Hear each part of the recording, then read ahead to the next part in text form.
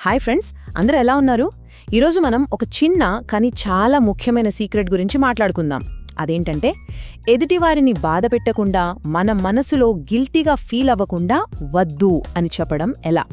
ఇది మనల్ని హ్యాపీగా ప్రశాంతంగా ఉంచే ఒక చిన్న టెక్నిక్ అన్నమాట. ఒక్కసారి ఆలోచించండి. మన ఫ్రెండ్ ఎవరో సినిమాకి పిలిచారు, కానీ మనకి అస్సలు వెళ్లాలని లేదు.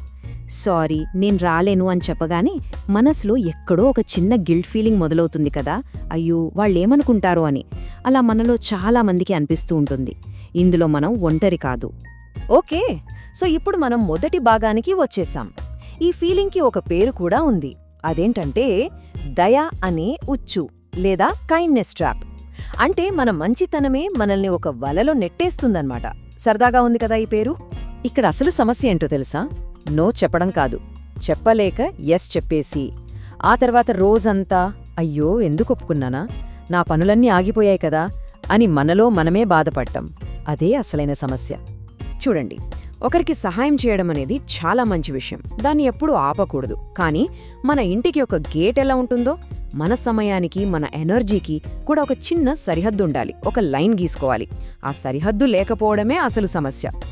సరే, మరి ఈ ఉచ్చులోంచి బయటపడటమెలా? చాలా చాలా సింపుల్. మన ఆలోచించే విధానాన్ని కొంచెం మార్చుకుంటే చాలు. ఒక పాత మనల్ని ఇబ్బంది పెట్టే ఆలోచన నుండి ఒక కొత్త మనల్ని హ్యాపీగా ఉంచే ఆలోచన వైపు వెళ్దాం. ఈ స్లైడ్లో అసలు మ్యాజిక్ ఉంది చూడండి. పాత ఆలోచన ఎలా ఉంటుందంటే, అయ్యో నేను ఏనో చెప్తే వాళ్ళేమనుకుంటారో, నేను చెడ్డదాన్నైపోతానేమో అని భయపడటం. కానీ కొత్త ఆలోచన చాలా కూల్. మనం దయగా ఉంటూనే మన నిర్ణయం మీద మనం బలంగా నిలబడొచ్చు అని చెప్తుంది. అంతే కదా? ఈ చిన్న మార్పు వల్ల వచ్చే తేడా చూడండి. పాత ఆలోచనలతో మన ఎనర్జీ అంతా అయిపోతుంది, మన మీద మనకే రెస్పెక్ట్ పోతుంది. కానీ కొత్త ఆలోచనతో తెలుసా, ఇతరులు మనల్ని ఇంకా ఎక్కువగా గౌరవిస్తారు, మన ఫ్రెండ్షిప్స్ కూడా ఇంకా స్ట్రాంగ్ అవుతాయి.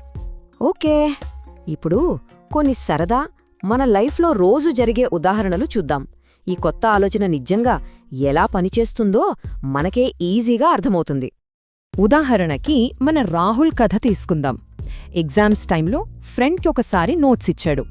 అంతే, ఆ ఫ్రెండ్ రోజూ ఇంటి దగ్గర వాలిపోవటం మొదలుపెట్టాడు. పాపం రాహుల్ ఫ్రెండ్ని బాధ పెట్టలేక తన చదువు మీద సరిగ్గా కాన్సంట్రేట్ చేయలేకపోయాడు. అదే మన ఆశ చూడండి, ఎంత స్మార్ట్గా చేసిందో. తను కూడా ఫ్రెండ్కి హెల్ప్ చేసింది, కానీ చాలా ప్రేమగా, తప్పకుండా హెల్ప్ చేస్తాన్రా, కాకపోతే నాకు కొంచెం ఫ్రీ టైం దొరికినప్పుడే నేనే కాల్ చేస్తా అని చెప్పింది. చూడండి, హెల్ప్ చేసింది, తన సమయాన్ని కాపాడుకుంది, స్నేహం కూడా నిలబడింది. ఇక ఆఫీస్ విషయానికి వద్దాం. అరవింద్ ఒకసారి కొలీగ్కి హెల్ప్ చేయబోయి లేటుగా ఇంటికి వెళ్ళాడు. అప్పట్నుంచి అదొక డ్యూటీ అయిపోయింది.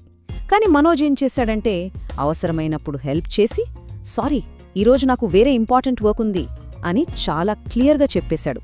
క్లారిటీ అంటే ఇదే. బిజినెస్లో కూడా ఇది చాలా ముఖ్యం.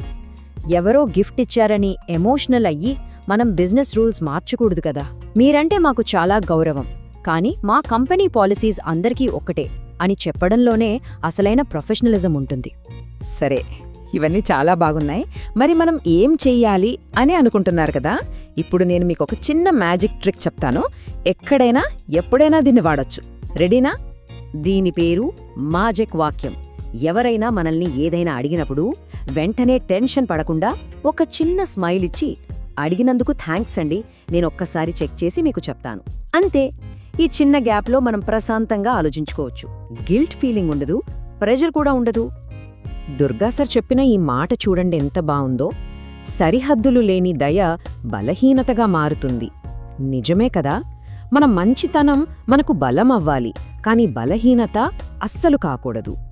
ఇక ముగించే ముందు మనం మనసులో ఎప్పుడూ గుర్తుపెట్టుకోవాల్సిన ఒక చిన్న అందమైన మాట. ప్రతిరోజూ ఉదయం అద్దంలో చూసుకుని మనకు మనమే ఇది చెప్పుకుందాం. నేను దయగా ఉంటాను, స్పష్టంగా ఉంటాను, నమ్మకంగా ఉంటాను. నేను ఇతరులను ఎంత గౌరవిస్తానో నన్ను నేను కూడా అంతే గౌరవించుకుంటాను. ఈ ఒక్క మాట మనకు రోజంతా ఒక మంచి పాజిటివ్ ఎనర్జీ ఇస్తుంది. గుర్తుంచుకోండి ఫ్రెండ్స్, రోజూ మనం నేర్చుకునే ఈ చిన్న చిన్న విషయాలే ఏదో ఒక రోజు మనల్ని పెద్ద విజేతలుగా నిలబడతాయి. మళ్ళీ కలుద్దాం. Take care.